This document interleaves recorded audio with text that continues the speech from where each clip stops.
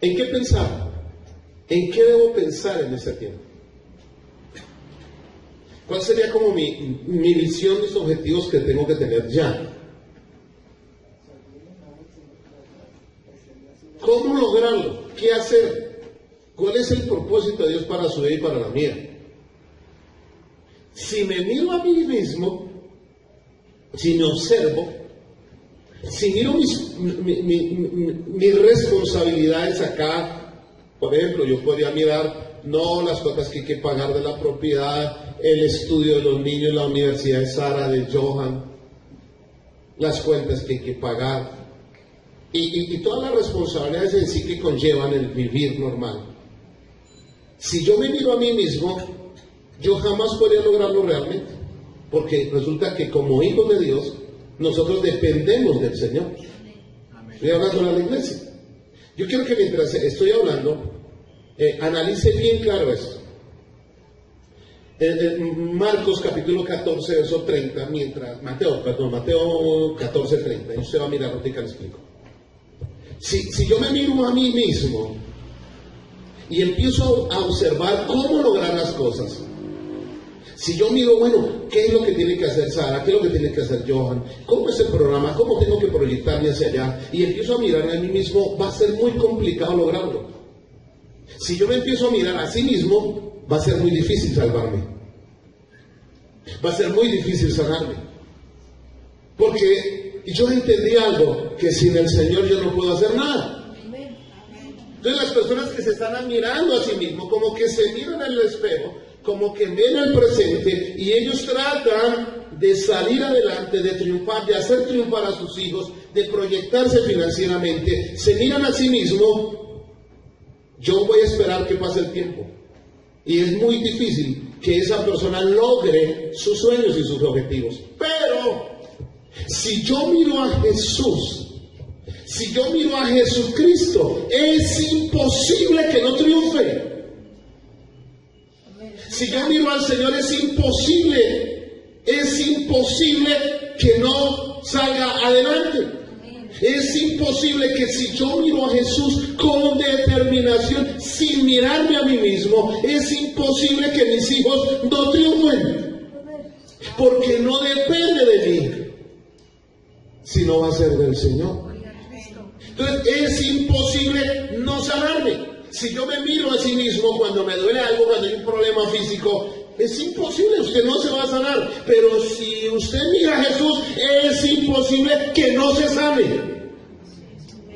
Es imposible que usted no salga brincando y saltando porque Dios te sanó. Entonces la clave de todo esto es imposible no triunfar, hermano.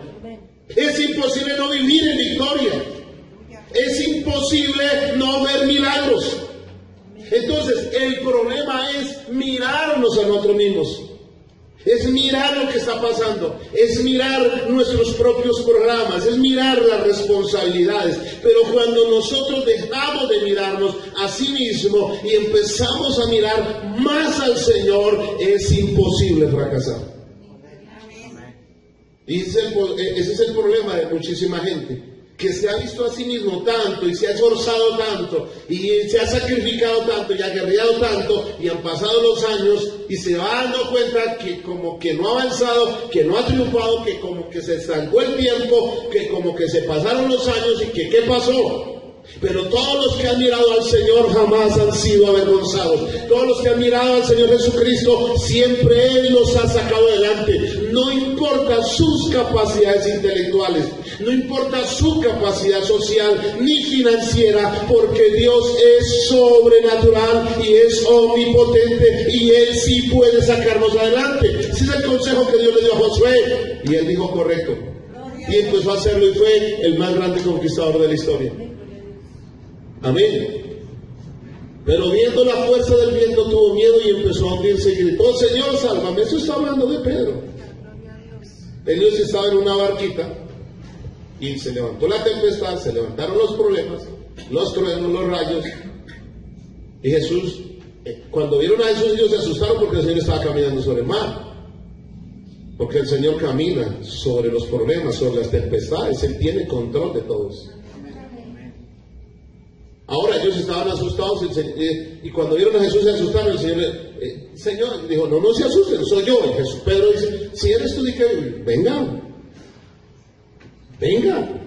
Mientras él puso los ojos en Jesús, caminó por encima del mar. No importa las tempestades, los truenos, los rayos, no importa el problema que estaba enfrentando, él logró superarlos y estar por encima de todo eso. Pero en el momento en que quitó sus ojos de Jesús y viendo la fuerza del viento, quiere decir que él desvió su mirada para ver, fue a sí mismo y enfrentar, él solo a sí mismo no podía enfrentar el viento, él no podía enfrentar el mar. Cuando él vio el problema, él no miró a Jesús. Si él sigue mirando a Jesús, habría triunfado completamente. Pero yo quiero decirles algo aquí que vale la pena mirar. Cuando Pedro deja de mirar a Jesús, empezó a hundirse. Amén. Y yo les voy a decir una cosa: si usted mira a Jesús, es imposible que él lo deje hundir a usted. Y pueda que se esté hundiendo, y pueda que parezca que como que el futuro está muy turbio, como que está oscuro, como que triunfar es muy difícil, como que esto no está funcionando, como que no está funcionando el programa y su sueño, como que no funciona. Pero te lo voy a decir hoy bien claro: si usted mira a Jesús, si usted vuelve sus ojos a Jesús, Hebreos 12:2, si tú pones los ojos en Jesús y deja de mirar las circunstancias y deja de mirar tus proyectos, tus finanzas, tu salud, y deja de mirar el futuro aquí en la tierra y miras a Jesús, es imposible que Él te deje hundir. Él va a extender la mano y te va a sacar, no por tu esfuerzo, sino por mirarlo a Él. Hay que cambiar la mentalidad. Hay que dejar de estar mirando lo que está pasando y ver más a Jesús. Y si quieres verlo mejor, vas a tener que meterse a orar, va a tener que meterse a ayunar, va a tener que meterse a buscar su gloria, porque si no lo haces, no vas a triunfar, no vas a avanzar, vas a seguir enfermo, tus finanzas se van al piso y la gente que está alrededor se va a burlar de ti. Pero si lo miras a Él, la gente va a cerrar su boca, porque el Señor te va a sacar en victoria. Es imposible fracasar con Él. A su nombre. Ahora, miren esto. Mateo capítulo 16, versos 14 al 17.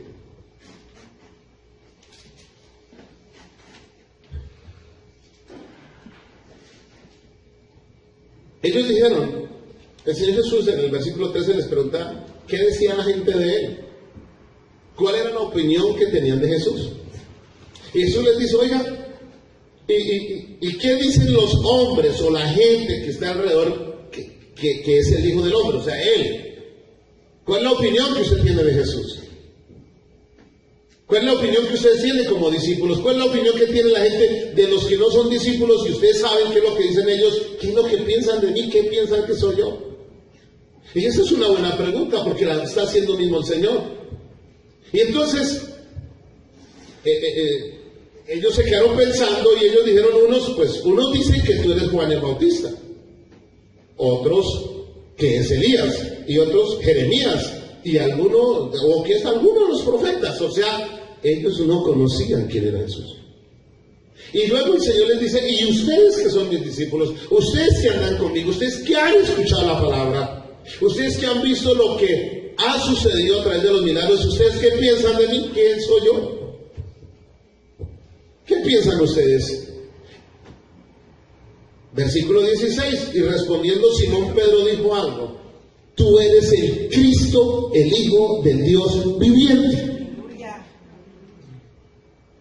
Pero Pedro no lo dijo porque él fuera muy sabio, es que el Espíritu de Dios en Pedro dijo una de las verdades más extraordinarias que están en la Biblia, y era decir quién es Jesús.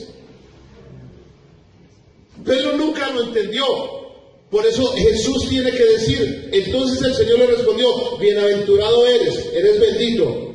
Bien, Simón, hijo de Jonás, porque no te lo reveló sangre ni carne, no fue tu análisis, no fue tu razonamiento, no fue tu capacidad intelectual ni teológica el que te mostró esa gran verdad. Esto se lo reveló fue mi Padre que está en los cielos. Fue el Espíritu de Dios el que te reveló y te dijo esa verdad, de lo contrario no sabías eso.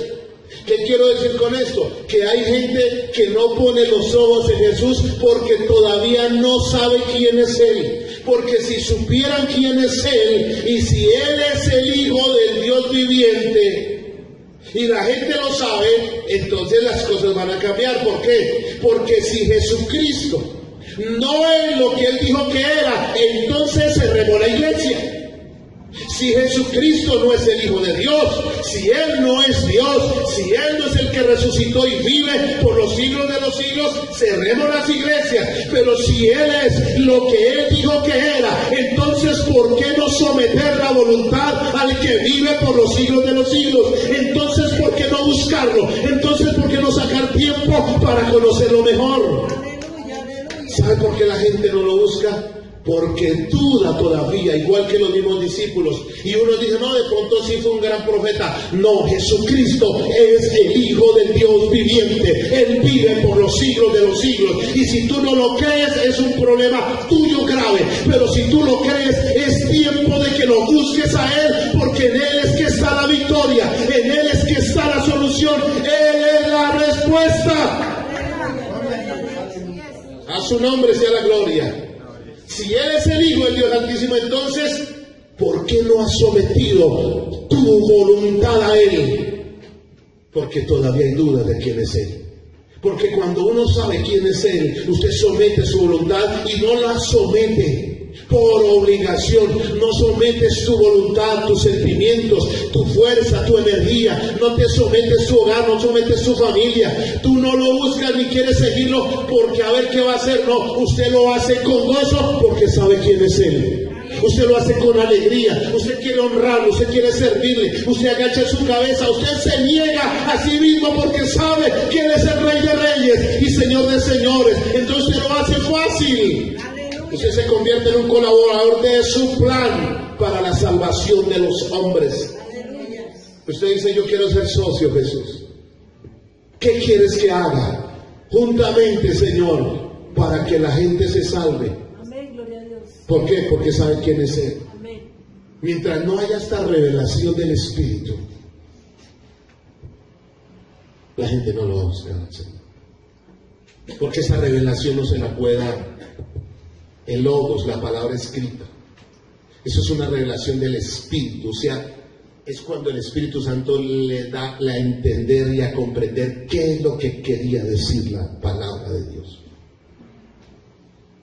Esa interpretación, esa revelación no se la puede dar un hombre, solamente el Espíritu de Dios. Y si usted ha entendido esto y el Espíritu Santo le ha revelado quién es Jesucristo, hágase una pregunta a usted si sabe quién es Jesús. Usted le está sirviendo y lo está buscando como Él es digno de hacerlo. A su nombre. Mateo 16, 14 al 17 que acabamos de leer. Pedro, cuando hace esa revelación, es muy sorprendente, porque el Señor Jesucristo le dijo, muy bien, eso es bienaventurado el que lo entiende. Amén. Ahora, trabajar en equipo es multiplicación, y hay cosas que a veces uno quisiera que sucedieran. Por ejemplo, una cosa es que cada profesional haga su área en su lugar. Por ejemplo, uno puede decir, yo voy a hacer esto, y cada uno hace lo que le corresponde. Pero otra cosa es que se unan las personas como un equipo. Y unirse como un equipo es proyectar algo mucho más grande. ¿Cuánto le sirven al Señor? ¿Cuál es su equipo?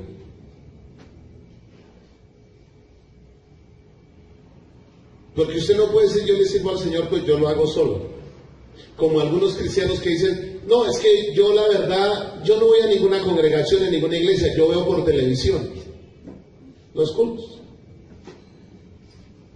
Pues yo bíblicamente no veo que eso sea real. Porque la iglesia del Señor dice en la Biblia que ellos se reunían en el templo todos los días, porque ese reunirse es lo que los forma para que aprendan a amarse, a perdonarse, a respetarse y a someterse a una autoridad. Amén. Hay gente que no le gusta reunirse por eso, porque son como llaneros solitarios. Por eso es que no hay multiplicación. Porque cada uno quiere hacer algo independiente del otro. Pero Dios no quiere eso. Jamás. El Espíritu Santo no trabaja así. Trabajar en equipo es multiplicación, porque es ser socio de algo, por un propósito, por un objetivo. ¿Ustedes sabían que el Espíritu Santo quiere que nosotros juntamente con Él trabajemos? Ahora, si el Espíritu Santo está en 5 personas, en 10 personas, ¿qué hace el Espíritu Santo? Unir primero a esos 5 10 para que los 5 y los 10 trabajen con un propósito, no cada uno por su lado. Amén. Mateo 12:25. En el libro de Mateo capítulo 12, verso 25, dice la palabra de Dios así: sabiendo Jesús los pensamientos de ellos, les dijo: todo reino dividido contra sí mismo es asolado, y toda ciudad o casa dividida contra sí mismo no permanecerá. ¿Sabe quién es el que quiere que cada uno trabaje independientemente? No es Dios.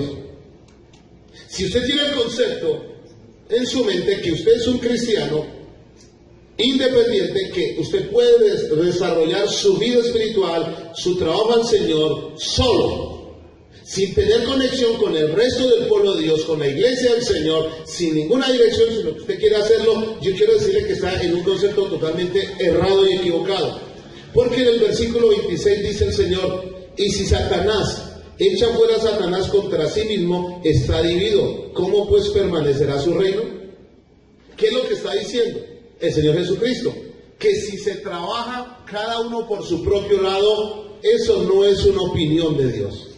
La opinión del Espíritu Santo, como dice San Juan 17, es que todos sean uno, perfectos en unidad, para que el mundo conozca que Jesucristo es Dios. Yo me pregunto, ¿qué pasaría si le quitáramos todos los títulos a todas las denominaciones en este país? Y pusiéramos uno solo, cristianos, digamos así, como le dijo allá en la iglesia de Antioquía, le dijeron los primeros cristianos, y se reunieran todos ellos que han creído en Cristo, que han entendido que Jesucristo es el Hijo del Dios viviente, y se reunieran todos para que el Espíritu Santo los dirigiera en un propósito en este país. ¿Qué pasaría? Digo, ¿qué no pasaría?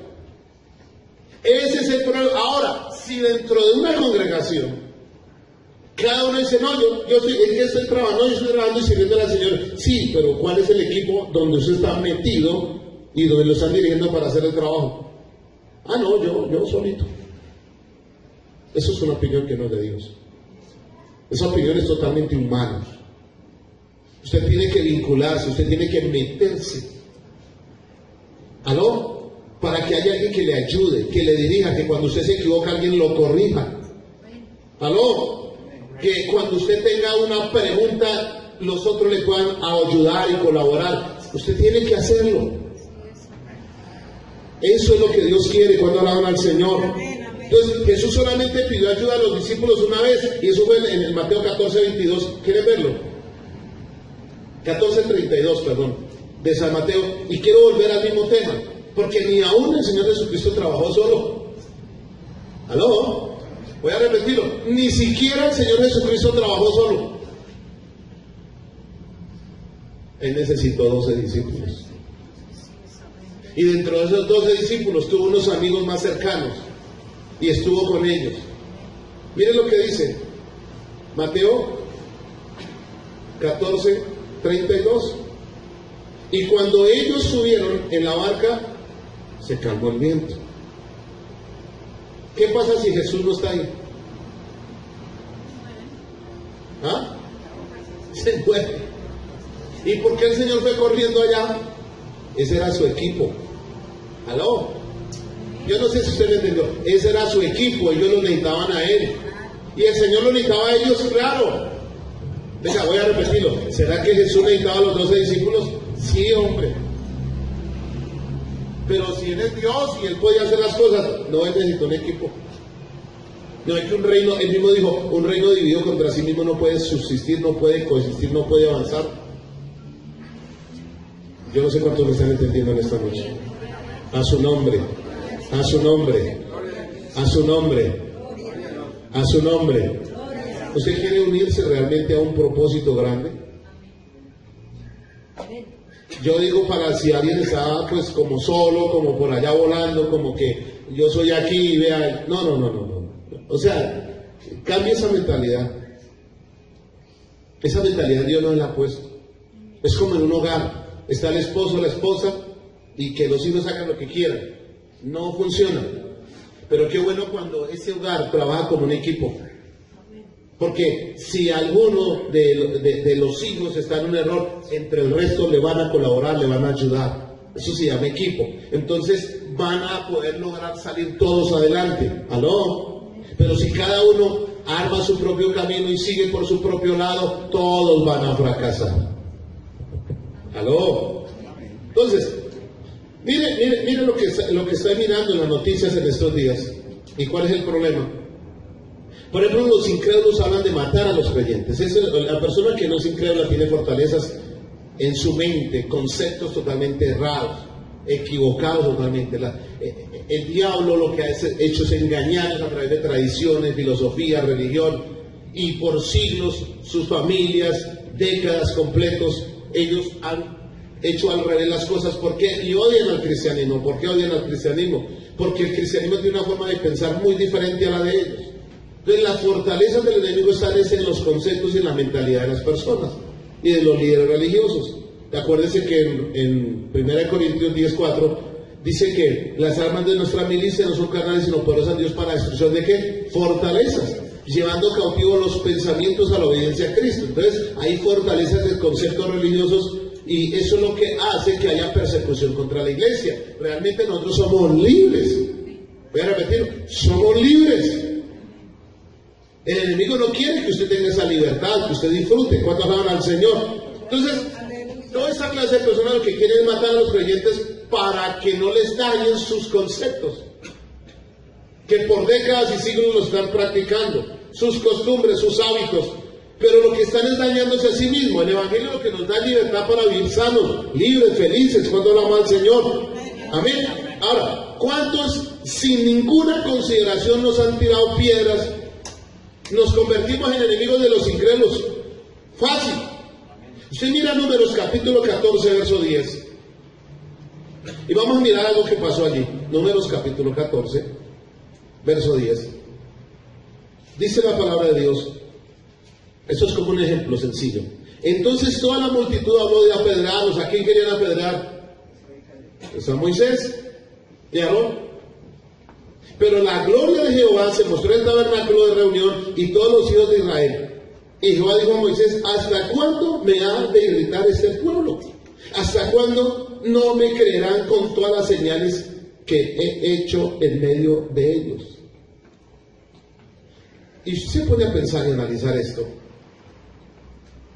¿Qué fue lo que pasó entonces en el tiempo de Moisés y por qué querían apedrear a Moisés? Luego, ¿no era el pueblo de Dios? Mire lo que dice Juan capítulo 15, verso 19.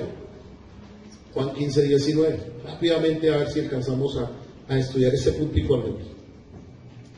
Si fuera el del mundo,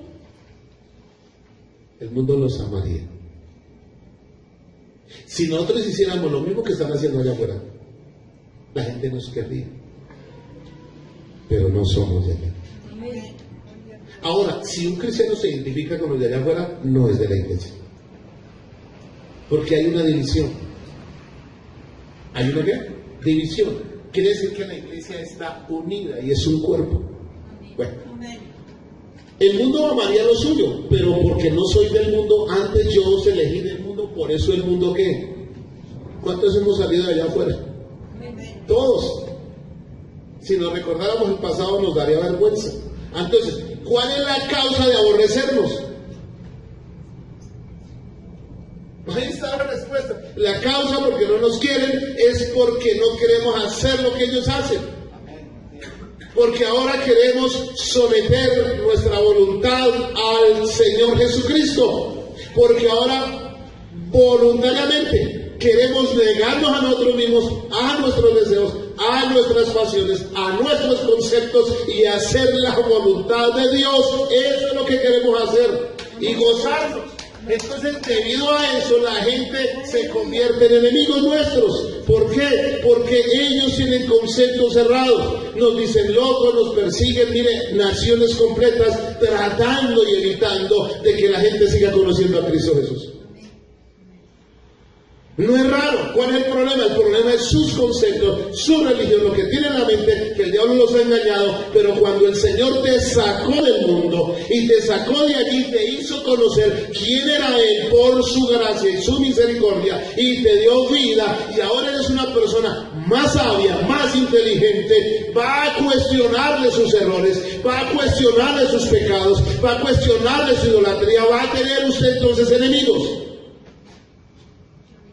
Y pues su propia familia y la gente que los conoce. Y por eso nos aborrece. Antes yo se le di al mundo, por eso el mundo nos aborrece. Es sencillo entender esto, amén. Miren lo que dice, miren ese otro versículo. Ahí en Lucas capítulo 18, verso 8. Lucas 18, 8. Dice, os digo que pronto les hará justicia, pero cuando venga el Hijo del Hombre hallará fe en la tierra. Este versículo, ¿qué quiere decir? Que hoy en día lo que Dios está buscando es que léalo ahí duro. ¿Qué es lo que está buscando? Gente que tenga ¿qué? Fe. ¿Y qué es fe? Convencidos, seguros de que Cristo vive. Les voy a explicar por qué. Porque la fe la instituyó Jesucristo. Él es el autor y consumador de ¿qué? De la fe. Quiere decir que el que tiene fe tiene a Jesucristo. Y aquí me llama la atención que dice, pero cuando venga Dios hallará fe en la tierra. Hallará gente que realmente sabe quién es Él. O todavía tienen duda de quién es Él. Los que tienen duda no obedecen, no se someten, no se niegan a sí mismos, porque para seguir a Jesús debe negarse a sí mismo, tomar su cruz y seguirle. Negarse es obedecer voluntariamente y someter su voluntad al Señor. Mientras no lo haga, no ha conocido a Jesús.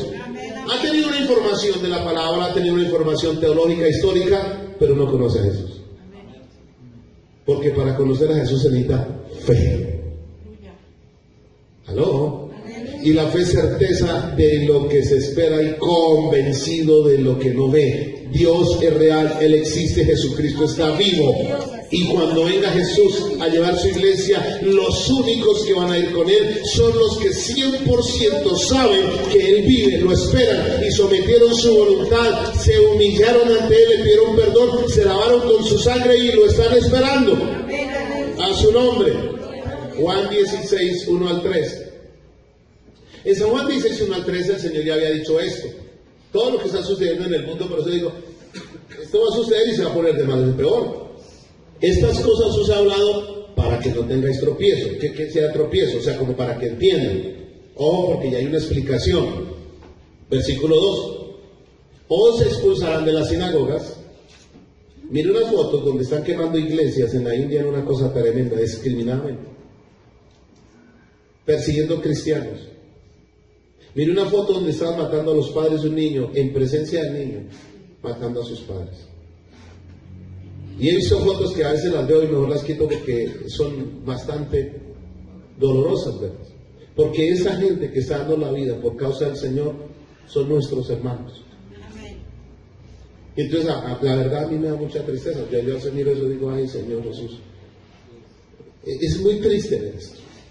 Dice, y aún viene la hora cuando a cualquiera que os mate pensará que rinde servicio a Dios. O sea, en su mente están totalmente perdidos, equivocados.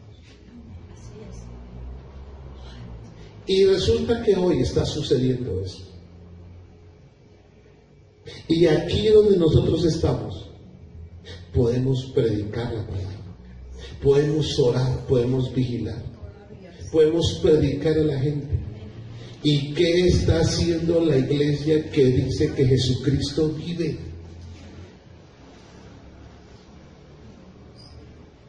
Está preocupada esa congregación por conseguir dinero, por trabajar, por a ver si logra comprar más cosas. Yo les voy a decir una cosa. Un bolso de 50,000 pesos carga lo mismo que puede cargar un bolso de 2 millones de pesos. Me mandaron un mensaje que decía eso y me recordé ahorita. Una casa de 200 millones de pesos le presta el mismo servicio que una casa de 1.000 millones de pesos. Y yo dije, tiene toda la razón este varón. Sí es así, ¿o no? ¿Por qué hay una preocupación por tener algo mejor y tener algo más? Jesús dijo que los afanes de esta vida ahogan la palabra. El problema es ese. La gente no es feliz porque los medios de comunicación y lo que cada día la tecnología está mostrando es atractivo. ¿Y por qué es tan atractivo? Porque están mirando más allá que poner los ojos en Jesús. Hello. ¿Cuántos alabamos al Señor? Entonces, otros desean, hay otro problema. Y estoy hablando como varias cosas, pero yo sé que cada cosita que está acá puede darle una orientación. Hay personas que también tienen otro problemita. Otros desean ser importantes, ser los líderes, quieren ser los principales, quieren, como le dijera, tener las posiciones que en denominaciones, en el mundo, en los puestos, en las empresas, y como estar siempre de primeras, siempre, como estar allá figurando siempre. Yo les voy a decir una cosa. Si no fuera por el Señor,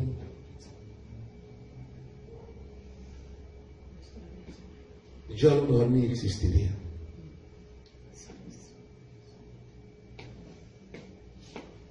Yo sencillamente soy una criatura que si no fuera por el Señor, no tengo ni idea qué sería mi vida. Y le debo todo al Señor. Y la grandeza no es tener puestos, es tener al Señor. Pero he visto esto. Miren lo que dice, aquí voy a leer un versículo rápidamente. Número 16:38. Ellos desean ser grandes, como si dependieran del que Dios llamó.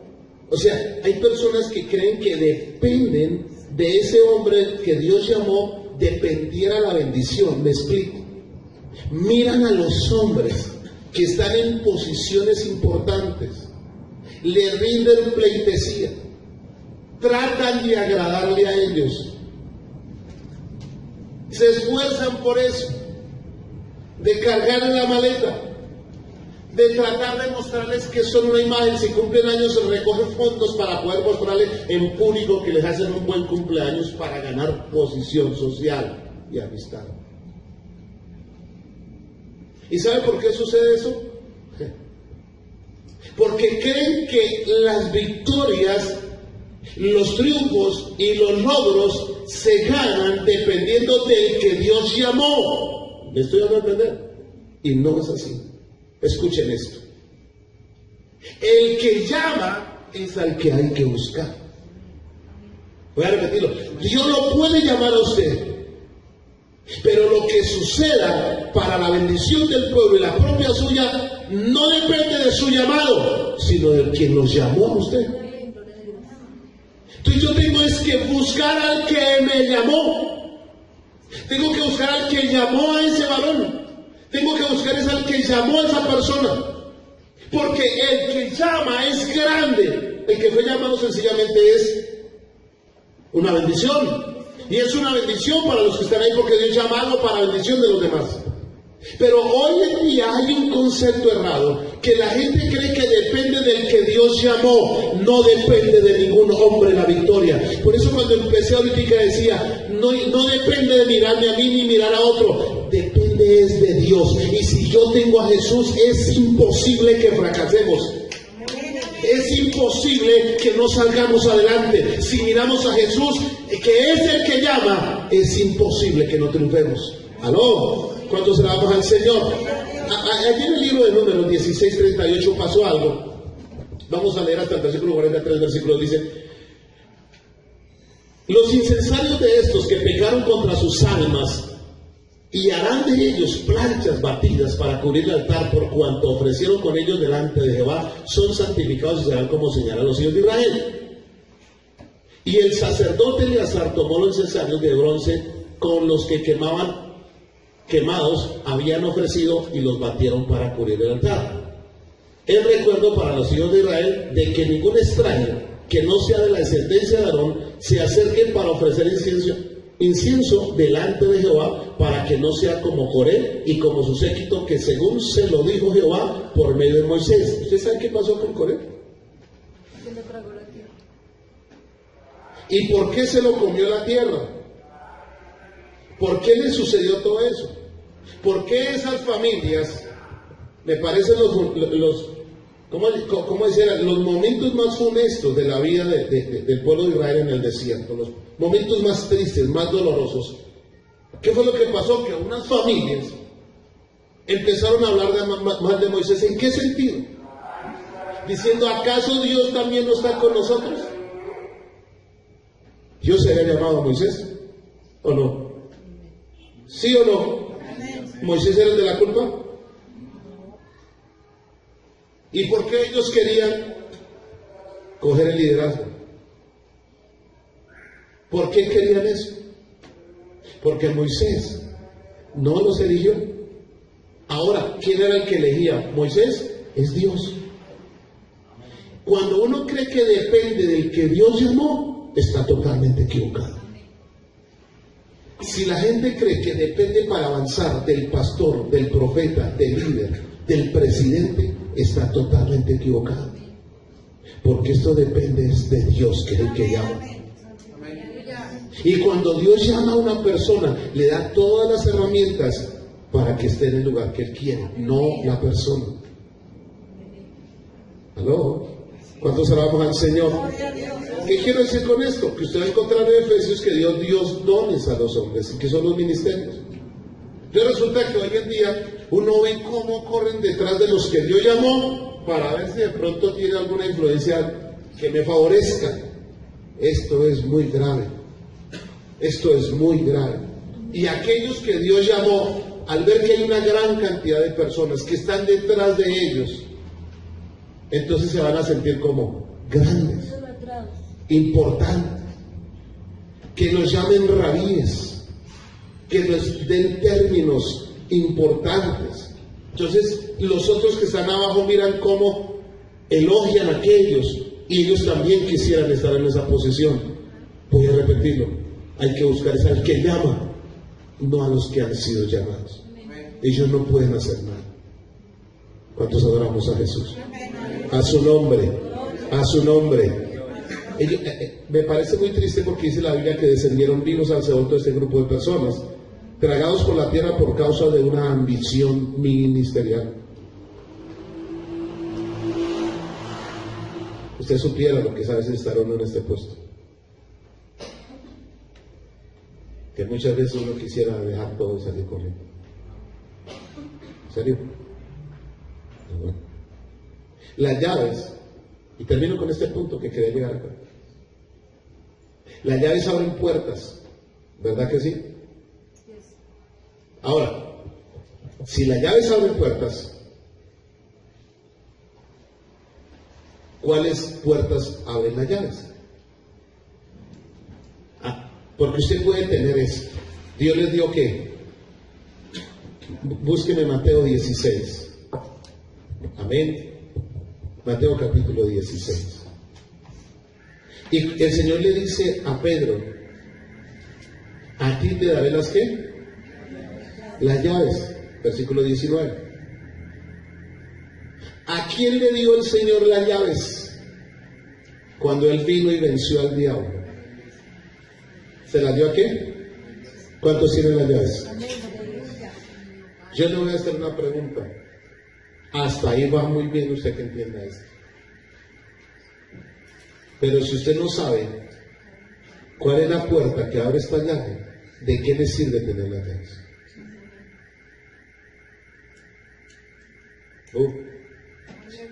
Aquí hay otras llaves. Si usted no sabe qué abre esta llave, ¿de qué le serviría tener las llaves? No sé si me estoy dando a entender hasta ahí. Y muchos dicen: gloria a Dios. Sí, es que tenemos la llave de Dios. Sí, es verdad. Y el Señor nos entregó un enemigo derrotado, vencido. Demonios, principados y potestades nos los entregó vencidos. Y luego nos dio las llaves. ¿Sabe cuál es el problema? Que la gente tiene las llaves y no sabe cuáles son las puertas que debe abrir. Y no había las puertas. Se quedaron con las llaves porque las puertas no saben dónde están. Yo quiero que entienda esto porque esto es clave. Yo voy a decirles una cosa. Estaban analizando algo que yo sé que va a ser de bendición estos días. Pero una cosa es conocer la palabra escrita, que se llama logos, y otra cosa es tener rema, que es la revelación de esa palabra. Y esa revelación de esa palabra solamente la puede dar el Espíritu Santo. Entonces la gente puede leer el logos, o sea, la letra escrita, la palabra escrita, y lea, está leyendo logos, ese es el término hebreo. Pero para que tenga el entendimiento de lo que está escrito, de lo que está ahí, se necesita el Espíritu Santo. Entonces, si no hay una vida de rendimiento, de negarse, de someter la voluntad a Dios, de apartarse para Dios, el Espíritu Santo no le va a revelar nada a nadie, así lea la Biblia. Pero cuando viene la revelación, usted dice: wow, esta llave es para esa puerta. Amén. No sé si lo voy a entender ahí. ¿Por qué? ¿Porque es que usted es muy sabio? No, es que el Espíritu Santo le muestra claves. Amén. Entonces usted dice: ay, ahora sí entiendo. Claro, esa era. Dios mío, y hacía tanto tiempo que había leído ese versículo y no lo había entendido. En la Biblia están todas las llaves. Pero para que usted sepa cuáles son las puertas, el Espíritu Santo mismo le dice cuáles. ¿Me voy a entender en eso? Bueno, entonces, esto me parece increíble. Por ejemplo, miremos el Salmo 118:20. Aquí hay una puerta. Esta es puerta de Jehová. ¿Cuál es la puerta que abre? ¿Cuál es la llave que abre esta puerta? Por ejemplo, esta es la puerta de Jehová, por ella entrarán ¿quiénes? O sea que hay una puerta, pero para entrar por esa puerta se necesita una llave. Y el Señor vino y cogió las llaves, tómelas. Y ahora yo necesito es la puerta. Y hay gente que está tratando de abrir puertas. ¿O no es así? ¿Cómo hago para recibir esto? ¿Cómo hago para esa promesa? ¿Cómo hago para que Dios conteste? Y le chuzan por aquí con las llaves y buscan la palabra de Dios y sacan las llaves y dele y nada que se abren las puertas. Y nada que se abren las puertas. Y pasa tiempo y dele, Señor, pero tú dices: sí, esa es la llave, sí, estoy bien lo correcto. Y dele, y no abre puertas. Pero la palabra de Dios dice que no solamente abrirá las puertas, sino que va a abrir las ventanas de los cielos. O sea, Él va a abrir todo. Pero ¿a quién le va a abrir todo? Al que encuentra la llave y el Señor le muestra cuál es la puerta. El Señor le va a decir: esa llave que está ahí es para tal puerta, vaya a ver. Y cuando usted abre la puerta y dice: ¡wow! Eso era lo que yo necesitaba. ¿Aló? Entonces piensa esto, esa es mi cabecita esto.